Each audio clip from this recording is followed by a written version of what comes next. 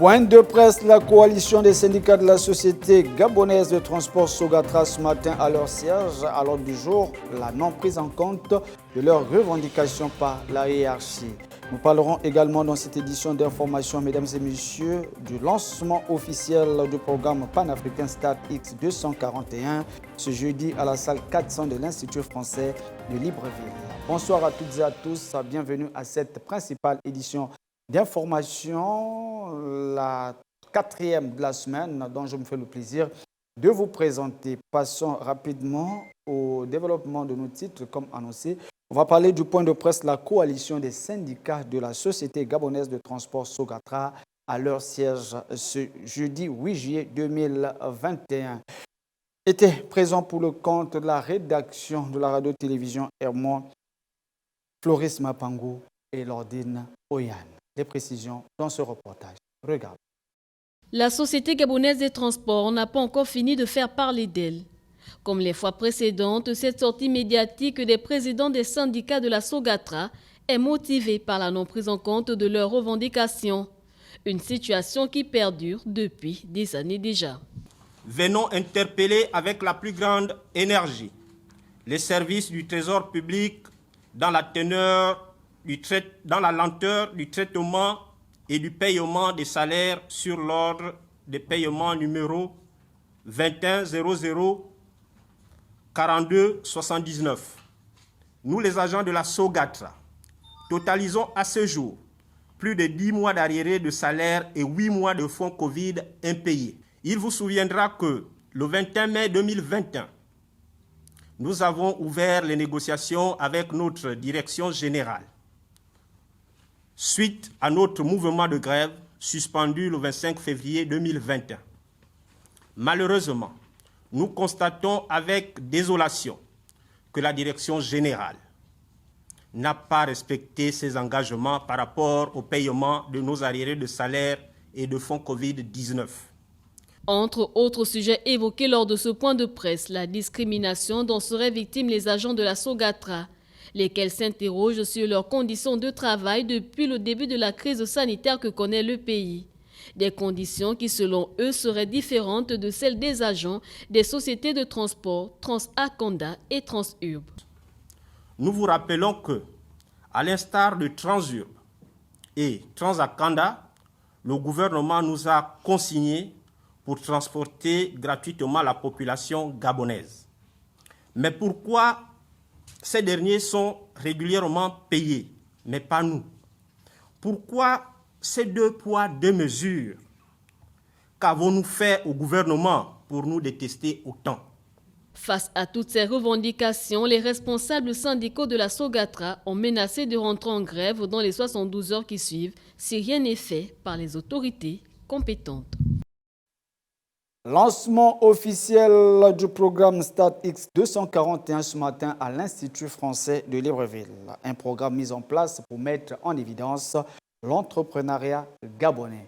C'était donc en présence de Ortega Otonzogo et Ariel Nzao pour le compte de la radio-télévision Hermon. Suivant. Les entrepreneurs gabonais ont été invités ce matin à l'Institut français pour découvrir un nouveau programme qui élèverait le niveau de ses bâtisseurs. Le lancement officiel du programme panafricain Start X 241 a été objectivisé par M. Silver Boussamba, coordinateur général du dit programme. Ce programme a plusieurs objectifs. Le premier, c'est de monter le niveau de nos entrepreneurs. Et on part du principe qu'on devient excellent à côté d'autres personnes excellentes. C'est pour ça que nous avons décidé de créer ce programme qui va mettre en relation des entrepreneurs gabonais avec d'autres entrepreneurs africains. Mais pour rendre cela beaucoup plus opérationnel, on a décidé ensemble, avec ces entrepreneurs africains, de créer des entreprises locales pour distribuer leurs produits, non seulement au Gabon, mais aussi sur les 10 autres pays de la CEAC. Avec l'arrivée des nouvelles technologies de l'information et de la communication, le numérique fait surface et est sollicité pour promouvoir l'entrepreneuriat gabonais, a dit Philippe Autier, ambassadeur de France au Gabon. Il s'agit de promouvoir le numérique au Gabon et par la même occasion de promouvoir la jeunesse au Gabon. Mais c'est un programme qui a une ambition plus large que le Gabon, qui a l'ambition de montrer que le Gabon est en quelque sorte en pole position ou fer de lance, je dirais, dans ces domaines du numérique et de la jeunesse, mais d'aller au-delà. Rappelons tout simplement que le programme Start X241 arrive à point nommé. Il se déroulerait sur 1 an, d'où 6 mois au Gabon et 6 mois aux autres pays de la communauté économique de l'Afrique centrale. Au sortir de ce programme, les partenaires qui soutiennent cette initiative ont tenu à souligner leur apport. Désiré Bieningon et Ariel Nzao.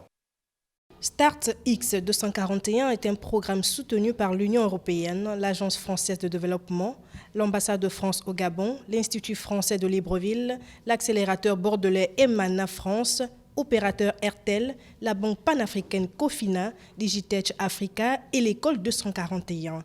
Les représentants des partenaires nous éclaircissent sur leur rapport. Alors l'Union européenne a contribué à ce programme à travers un projet qui est pour accompagner la société civile, dont l'Institut français et l'ambassade de France ont implémenté, mis en œuvre.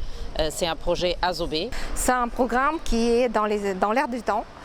Non seulement parce qu'on vit le temps de Covid qui nous a fait tous utiliser des technologies numériques et digitales, mais aussi parce que c'est l'avenir. C'est l'avenir sur lequel l'AFD et l'Union européenne ont misé. Et on est vraiment heureux d'accompagner financièrement ce programme. Monsieur Makaya Tarniel, participant gabonais à ce programme, exprime sa satisfaction. Ça va nous porter des outils dans la création des startups. Et je pense que c'est ce qui manque à beaucoup d'entrepreneurs aujourd'hui dans notre pays, qui manquent d'outils lorsqu'ils mettent en place une start-up. Et ce projet est un projet qui va concerner non seulement le Gabon, mais également la CAC. Que ce programme prévu pour 12 mois, dont 6 mois au Gabon et 6 mois dans les autres pays de la communauté économique des États de l'Afrique centrale, soit bénéfique aux participants. Tout à fait autre chose à présent, mesdames et messieurs, gérer son portefeuille pendant la période des congés scolaires, un véritable casse-tête chinois pour les parents. Comment ces derniers s'organisent. Plus de précisions, sinon force et détails dans ce reportage de Lordine Oyane et Floris Mapango. Fini l'année scolaire, place maintenant au congé communément appelé grandes vacances. Période qui s'étend généralement sur 3 mois et durant laquelle plusieurs parents tentent souvent de revoir leurs dépenses à la baisse. Une méthode qui ne fonctionne pas toujours à tous les coups, car si certains arrivent à s'en sortir, d'autres en revanche voient malheureusement leurs dépenses doubler. Un fait justifié par la présence permanente des enfants à la maison, car n'ayant pour certains aucune activité génératrice de revenus, et pour d'autres n'étant pas en âge de faire des bricoles. Non, ça augmente les enfants quand ils sont à la maison, eux mangent et tout, ça augmente. Hein? Mais on n'a pas de choix, ils sont à la maison. Tu ne peux pas les aider d'aller travailler, c'est les vacances, ils doivent se reposer. Hein? Ils doivent se mettre en l'aise. Le budget, ça augmente pendant les vacances.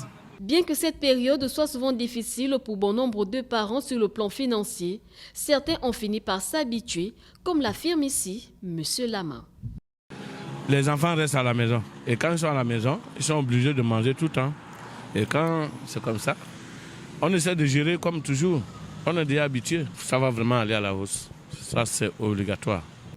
La gestion de son portefeuille durant les congés n'est pas toujours chose aisée pour de nombreux parents, mais à force de faire face aux mêmes situations, ces derniers finissent par développer des stratégies de gestion telles que la réduction du nombre de repas journaliers, de la consommation de l'électricité et bien plus.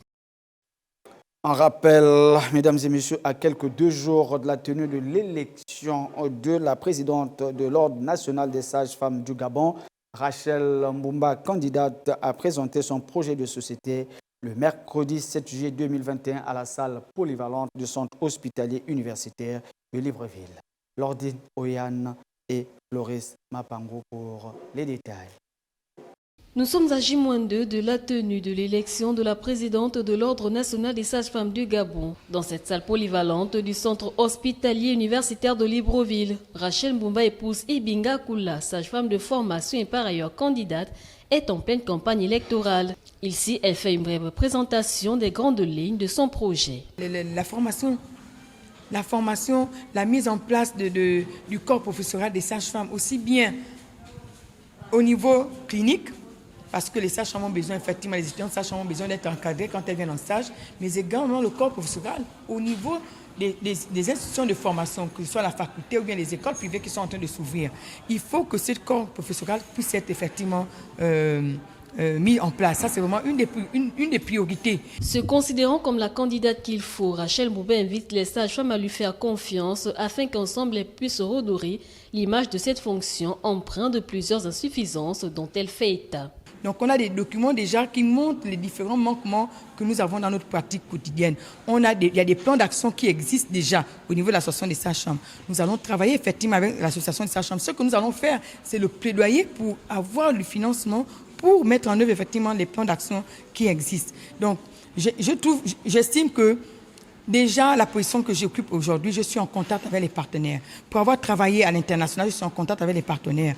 Et donc, les solutions, je pourrais effectivement apporter les solutions aux manquements que nous avons sur le terrain. Créé en 2020, l'Ordre national des sages-femmes du Gabon a pour mission principale veiller à la sécurité et à la qualité des soins offerts au public, défendre l'honneur, l'éthique et l'indépendance de la profession, contribuer à l'amélioration des conditions d'exercice de la profession de sage-femme, pour ne citer que cela. Micro-trottoir à présent, comment appelle-t-on les habitants de Dubaï? Les réponses des uns et des autres au micro de Lordine Oyan et Ariel Nzao. Moi, je suis au Gabon, je dois savoir quoi. Je ne peux pas imaginer, madame. Si ce sont les gens de Dubaï, moi, je n'ai aucune idée. Là, c'est vraiment difficile, hein, mais bon, moi, je ne sais pas comment proposer ça. Les Dubaï. Ça, moi, je n'ai aucune idée. Je ne sais pas comment on les appelle. Maman, là, c'est fort. Oh, non, je ne connais pas. Voilà, pour votre gouvernement, mesdames et messieurs, les habitants de Dubaï sont les Dubaïotes. Le plaisir a été pour nous de vous avoir servi, comme vous pouvez le constater. Nous sommes arrivés à la fin de cette édition d'information, mais avant que de se dire au revoir, le rappel des titres.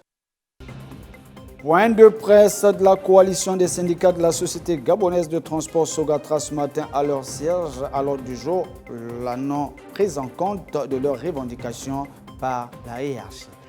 Vous avez suivi les détails dans ce journal avec Lordine Oyan et Ariel Nzaou, journal au cours duquel nous avons également parlé du lancement officiel du programme panafricain Start X 241 ce jeudi à la salle 400 de l'Institut français de Libreville. Le plaisir a été pour nous, comme je l'ai dit tout à l'heure, de vous avoir servi. S'il plaît à Dieu, je vous retrouve demain à la même heure. D'ici là, portez-vous bien. Bonne suite de programmes sur la radio-télévision Hermon. Mais n'oubliez pas que je n'étais pas seul. J'ai bénéficié de la collaboration technique et rédactionnelle de toute l'équipe de la radio-télévision Hermon qui se joint à moi pour vous souhaiter bonne suite de programmes sur nos antennes. Ciao, bye bye et à demain, 20h30.